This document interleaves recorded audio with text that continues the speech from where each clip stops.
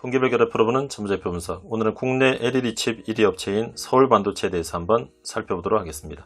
먼저 갈릭하는 회사의 기여를 보겠습니다. 서울반도체는 1987년 3월에 설립이 되었고 2002년 1월에 코스닥 시장에 상장이 되었습니다.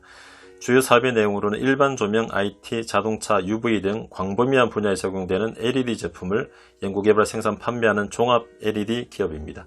최대주주를 한번 살펴보면 최대주주는 이정훈 대표와 특수관계인이 31%의 지분을 소유하고 있습니다. 연결대상 종속회사를 보시면 코스닥에 상장이 되어 있는 서울바이오시스, 그리고 중국의 광명반도체, 그리고 세미컨덕터 피나 등이 LED를 제조하고 있는 회사들이고요. 그리고 중국, 유럽, 일본 등지의 LED 판매 회사들, 그리고 니텍, 센서 일렉트로닉스 테크놀로지, 그리고 서울바이오시스 상하이 등 연구개발 판매 회사들이 자회사로 있습니다. 그럼 회사의 제품을 한번 살펴보겠습니다.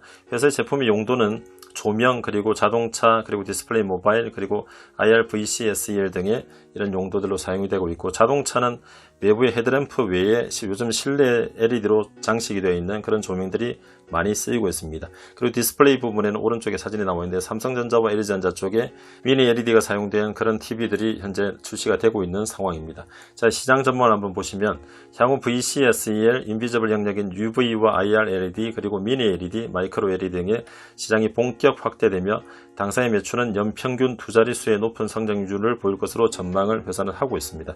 그리고 최근에 중국 업체들의 무분별한 진입에 따른 과잉 공급 발생 등으로 최근 수년간 어려움을 겪었으나 점차 가격 하락폭이 정상적인 수준에서 움직이며 안정세를 보이고 있는 상황이라고 이야기를 하고 있습니다. 그래서 제품의 적용 범위 확대에 힘입어 지속적으로 회사는 성장을 할 것으로 예상을 하고 있고, 일반 조명, 중대형 LCD, 모바일, 자동차 등의 다양한 분야로 수요가 현재 확대되고 있어서 성장에 대한 확신을 어느 정도 가지고 있다고 이야기를 하고 있습니다.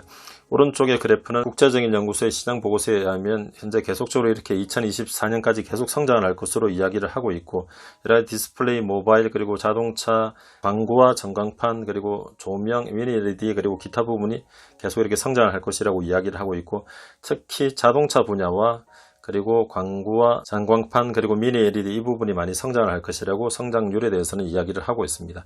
자, 회사의 시장 점유율을 한번 살펴보면 국내 시장 점유율은 20% 이상의 현재 시장 점유율을 가지고 있다고 회사는 이야기를 하고 있고, 글로벌 시장 기준으로는 탑5의 기업에 랭크되어 있다고 사업보고서에 나와 있지만, 회사가 2021년 1분기 실적이 끝나고 회사의 IR 자료를 보면 현재 5위에서 2020년은 3위로 매출 기준으로는 3위로 뛰어올랐다고 회사는 발표를 하고 있습니다. 그래서 점점 회사는 성장을 하고 있고, 다른 중국이나 대만의 LED 업체들이 많이 고전을 하고 있고 적자를 내고 있을 때 그래도 서울반도체는 꾸준히 흑자를 내면서 조금씩 성장을 하고 있는 그런 흐름을 보이고 있습니다. 회사의 매출을 그럼 부분별로 한번 살펴보면 LED 제조, 판매, 그리고 연구개발 이렇게 부문을 회사에서 나눠놨고, 전체적인 근데 다 모든 분야가 LED이기 때문에 이 구분이 크게 필요가 없이 LED 한 분야로 현재 정리를 해서 살펴볼 수 있습니다. 자, 각 부분에 이제 포함된 연결 시체들이 LED 제조와 판매, 그리고 연구개발 이렇게 나눌 수가 있고, 아까 종속기업에 대해서 말씀을 드렸듯이 서울반도체, 서울바이오시스, 광명반도체, 그리고 서울세미컨덕터 비나 등은 LED 제조를 하고 있고, 나머지 회사들은 판매와 연구개발 이런 쪽으로 진행을 하고 있습니다. 회사의 매출 구분을 이제 지역별로 살펴보시면 국내가 22.2%, 그리고 아시아가 29%, 그리고 유럽 7.4%, 그리고 미주 11.3%, 그리고 이 지역들을 제외한 다른 기타 부분이 30.1%입니다. 이 단기와 전기는 2020년과 2019년이고 1분기 분기 보고서에는 구체적으로 나와 있지 않기 때문에 2020년과 2019년 실적으로 표기를 해놨고요. 보면 국내가 조금씩 성장을 하고 있고, 그리고 미주, 그리고 기타 부분이 조금씩 많이 성장을 하고 있는 것을, 매출에서 비중도 점점 커지고 있는 것을 아실 수가 있습니다. 자, 회사가 1분기 IR 자료를 발표한 매출의 기준을 보면 회사가 전체적으로 5분기 연속으로 이제 매출을 나타냈는데, 전체적으로 보면 자동차가 꾸준히 조금씩 성장을 하고 있고요. 그리고 TV와 모니터 부분이 성장을 큰 폭으로 2020년 3분기에 했다가 조금씩 줄어들긴 했지만 그래도 2020년 1분기보다는 점점 성장을 하고 있습니다. 그래서 이분이 코로나의 영향이 상당히 컸고, TV와 그리고 재택근무 등으로 통해서 모니터의 매출이 많이 발생을 했기 때문에 이렇게 성장을 하고 있고, 전체적으로 자동차가 꾸준히 성장을 하고 있는 것을 보실 수가 있습니다. 그럼 회사가 10년 동안 걸어왔던 재무제표를 한번 살펴보겠습니다. 먼저 매출액과 영업이익 부분입니다. 매출액을 보시면 전체적으로 조금씩 성장을 하고 있지만 사이클을 좀 어느 정도 타고 있는 것을 보실 수가 있습니다. 그래서 이 사이클의 흐름이 약간 있구나 하는 것을 아실 수가 있고, 그리고 영업이익은 크게 출렁거리다가 2017년, 18년에 좋았다가 2019년, 20년 초까지 좀 떨어졌다가 다시 조금 회복이 되고 있는 모습. 그리고 최근에 회복이 되었지만 2013년이나 2017년, 18년보다는 아직은 영업이익이 떨어진다는 것을 보실 수가 있고, 한번 2014년 4분기 때 재고자산 평가 손실이 260억이라 하면서 큰 폭의 적자를 한번 실현했던 적이 있습니다. 그래서 성장하고 있는 회사들이나 경쟁을 많이 하는 이런 회사들은 재고자산이나 이런 것들을 관리를 잘하는 것이 얼마나 중요한 것인가를 보실 수가 있습니다. 자, 그래서 이것을 YOY로 전년 동기 대비비를 한번 살펴보도록 하겠습니다. 매출액과 영업이익을 전년 동기 YOY로 성장이 어떻게 이루어지는가를 보시면 앞에서 설명드렸듯이 전체적으로 매출액 부분의 플럭추에이션, 그러니까 사이클을 좀 타는 것을 보실 수가 있고, 2020년 하반기부터 전체적으로 매출이 전년 동기 대비 증가를 최근에 또 하고 있고, 영업이익도 성장을 하고 있습니다. 이 부분이 사실은 아까 말씀드렸듯이 코로나의 영향이 좀 있는 것도 고려를 좀 하실 필요는 있습니다. 자, 수익성 지표를 한번 살펴보겠습니다. GPM, OPM, 그리고 판관 비율, NPM, ROE, ROA 등입니다. 먼저 GPM 부분을 보시면 전체적으로 25% 전후에, 물론 2014년 4분기 때 크게 떨어지긴 했지만 25% 전후에 GPM을 나타내다가 2019년, 20년에 조금 떨어진 것을, 한 5%포인트 정도 떨어진 것을 아실 수가 있습니다. 최근에 다시 회복이 되었지만, 이 부분은 보시면 아시겠지만 재고자산과 관련해서 재고자산 평가 손실이 반영이 되는 것입니다. 그래서 매출 원가의 재고자산 평가 손실이 2020년 같은 경우 262억 정도, 그리고 2019년에는 125억 정도 반영이 되었기 때문에 전체적으로 매출 원가의 재고자산을 떨어버리는 과정이 반영이 되면서 한 5%포인트의 총이익률이 떨어진 것을 아실 수가 있습니다. 그래서 회사가 재고자산을 얼마나 관리를 잘 하느냐, 이 부분이 회사의 또 수익성에 상당히 영향을 미친다는 것을 보실 수가 있습니다.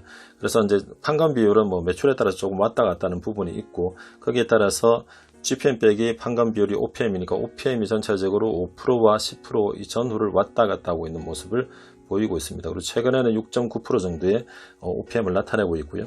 그리고 순이익도 비슷하게 움직이는 것을 보실 수가 있습니다. 그리고 ROE가 그렇기 때문에 4.2% 정도, 최근 4분기 합산으로 이렇게 형성이 되어 있고, 좋을 때가 한 10%, 11%까지 갔다가 최근에는 또 떨어진 것을 아까 말씀드렸듯이 이렇게 진행이 되고 있는데, 이것이 다시 10%, 11% 이상이 회복되는 것이 주주 입장에서는 좋고, 주주 자본이 늘어나는 속도도 또 좋아질 것입니다. 그래서 이 부분이 어떻게 전개되는가를 한번 살펴보실 필요가 있고요.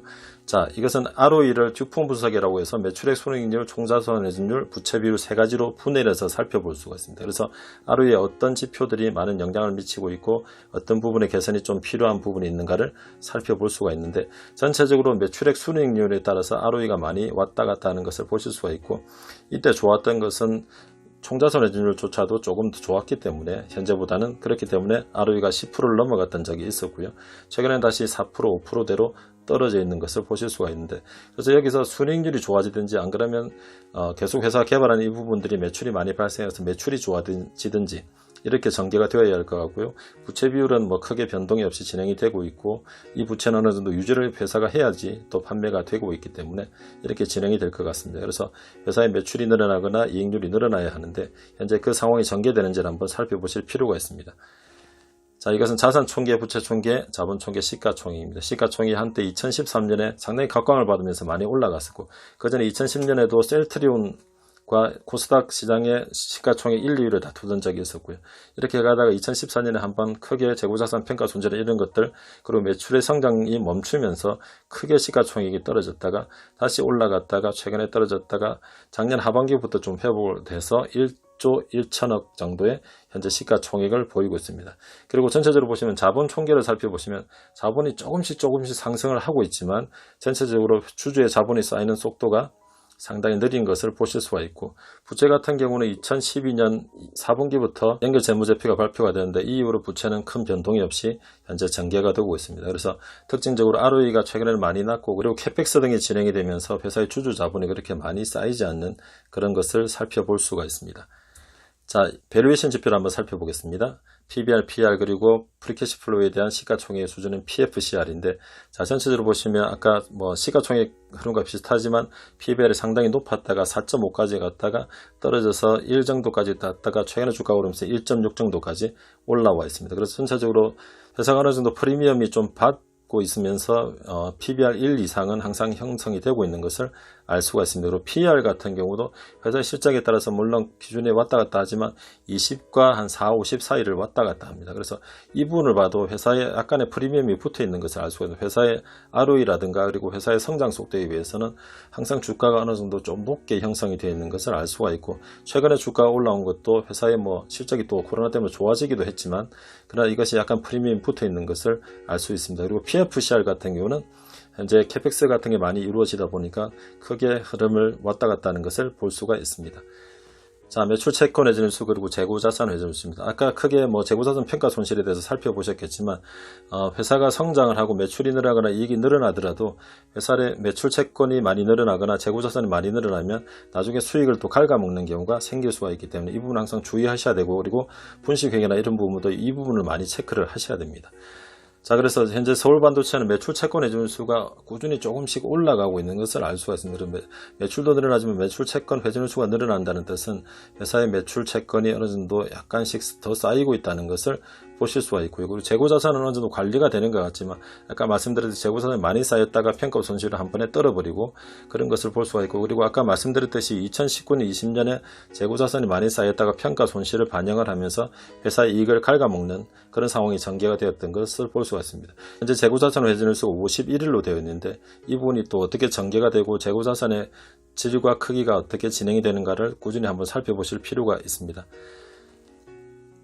자, 현금 흐름표를 그래프로 한번 나타내 보았습니다. 먼저 보셔야 될 것이 영업 현금 흐름이 어떻게 전개되는 것을 보셔야 되는데, 서울반도체는 현재 영업 현금 흐름은 꾸준히 플러스로 잘 나고 있는 것을 보실 수가 있습니다. 가끔씩 마이너스가 나긴 하지만 어느 정도 꾸준히 플러스가 나고 있고, 물론 2015년 이 수준보다는 최근에 영업 현금이 그렇게 성장을 하고 있지는 못합니다. 회사의 매출의 성장에 비해서 영업 현금을 걷어들이는 크기가 그렇게 성장을 하고 있지 못한 것을 보실 수가 있고, 그리고 아까 말씀드린 중국이나 대만의 많은 경쟁업체들이 현재 적자를 허덕이면서 어려워져서 많이 구조조정이 되었습니다. 그 이유는 그 회사들이 적자가 많이 나고 영업현금이 좋지 못하기 때문에 구조조정이 계속 진행이 되었던 거고, 서울반도체는 상당히 선방을 해서 꾸준히 그래도 영업현금 흐름을 영업을 통해서 걷어들이고 있습니다. 그리고 재무현금 흐름이 부채를 이렇게 차입금을 증가를 시키는 부분, 그리고 영업현금 흐름이 좋으면서 차입금을 상환을 하고 서울바이오시스의 주식을 추가로 취득하는 이런 과정들 전개되었고, 그리고 서울바이오시스를 IPO를 하고 그리고 차입금을 상환하는 이런 과정들이 현재 재무현금 흐름상으로는 그렇게 진행이 되었습니다. 자, 캐펙스를 보셔야 되는데, 캐펙스는 중국 광명반도체 증설과 그리고 안산 공장 증설 진행이 되었었고, 그리고 베트남 공장의 증설 그리고 안산 공장 증설이 이렇게 진행이 되고 있습니다. 그래서 베트남 공장에 현재 제조가 활발하게 이루어지고 있고, 그리고 꾸준히 설비 유지 같은 것들이 캐펙스로 진행이 되고 있는 것을 살펴보실 수가 있습니다. 그래서 전체적인 이런 흐름들을 보셔야 되고, 이것을 잘 보실 수가 있는 것이 이제 최근 4분기 합산으로 트레일링으로 한번 합산을 살펴보면 영업현금은 말씀드렸듯이 꾸준히 잘 들어오고 있고요. 그러나 그 크기가 2015년 그때보다는 그렇게 성장하지 못하고 있다, 이것을 보실 수가 있고, 재무현금 흐름 같은 경우는 회사가 영업현금 흐름상으로 돈이 잘 들어올 때는 돈을 갚다가 그렇게 또 차입금을 하다가 또 이렇게 진행이 되고 있는 것을 보실 수가 있습니다. 그리고 기타 투자는 거의 없고 최근에 조금 발생한 것을 보실 수가 있습니다. 그리고 캐펙스가 한 번씩 크게 발생을 하고 2천억 이상씩 1년 동안 이렇게 발생하는 것을 보실 수가 있고, 전체적으로 프리캐시 플로우 같은 경우는 크게 큰 흐름을 왔다 갔다 하는 것을 볼 수가 있습니다. 즉 회사가 캐펙스를 꾸준히 해야지 이 영업현금을 걷어들인다는 것으로 역으로 생각을 할 수가 있기 때문에 회사 경쟁에서 이기고 경쟁에 살아남기 위해서 계속적인 캐펙스와 그리고 연구개발이 이루어지고 있습니다. 회사는 이렇게 진행이 되고 있고, 시가총액이 현재 6월 11일 기준 1조 1107억인데요. 이 수준과 그리고 최근에 영업의 현금 흐름 그리고 프리캐시 플로우의 크기 등 이런 것들을 한번 고려를 한번 보시면서 회사에 투자를 결정을 하셔야 될 것 같고요. 회사에서 이야기를 하는 미니 LED, 마이크로 LED가 계속 성장을 할 것이다. 그리고 자동차용 이런 부분도 많이 적용이 늘어나면서 회사가 계속 성장을 할 것이라는 것을 회사는 이야기를 하고 있는데, 이분이 계속 그렇게 진행이 되는지를 늘 체크를 하셔야 되고, 장기 투자를 하시기에는 ROE가 조금 더 올라오는 것이 좋을 것 같은데 이 부분이 어떻게 전개가 되는지 이런 것들도 좀 체크를 하시고, 그리고 추조 환원이 어떻게 또 진행이 되는지를 더 한 번씩 체크를 하실 필요가 있을 것 같습니다. 이상으로 서울반도체에 대한 분석을 마치겠습니다. 감사합니다. 영상이 유익하셨다면 구독, 좋아요, 알림 설정 부탁드립니다.